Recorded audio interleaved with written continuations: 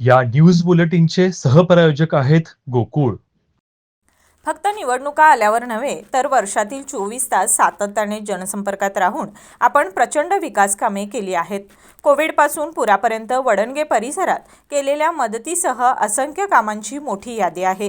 हीच कामे पुन्हा एकदा मतदारांसमोर ठेवा, कारण विजय आपलाच आहे, असं ठाम प्रतिपादन करवीरचे आमदार चंद्रदीप नरके यांनी केलं. पार्वती मंदिर परिसरात ही सभा संपन्न झाली. वडणगे येथे जिल्हा परिषद उमेदवार इंद्रजित पाटील तसेच पंचायत समितीचे बळीराम कळके, शैलजा शिवाजी कुडाळकर कुपिरे या उमेदवारांच्या प्रचारासाठी आयोजित जाहीर सभेत ते बोलत होते.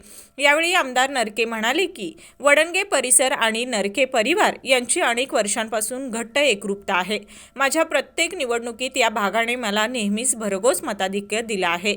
हीच परंपरा पुढे नेत येणाऱ्या जिल्हा परिषद आणि पंचायत समिती निवडणुकांमध्ये तिन्ही उमेदवारांना विजयी करा, असं आवाहन त्यांनी केलं.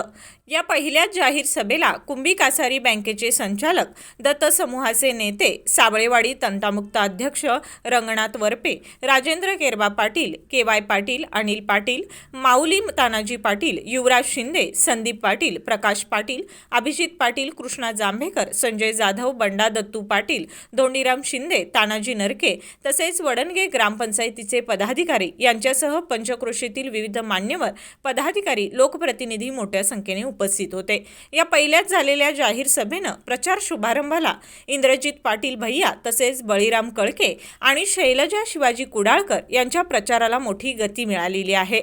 या सभेस महिलांचा असणारा मोठा प्रतिसाद लक्षणीय ठरला.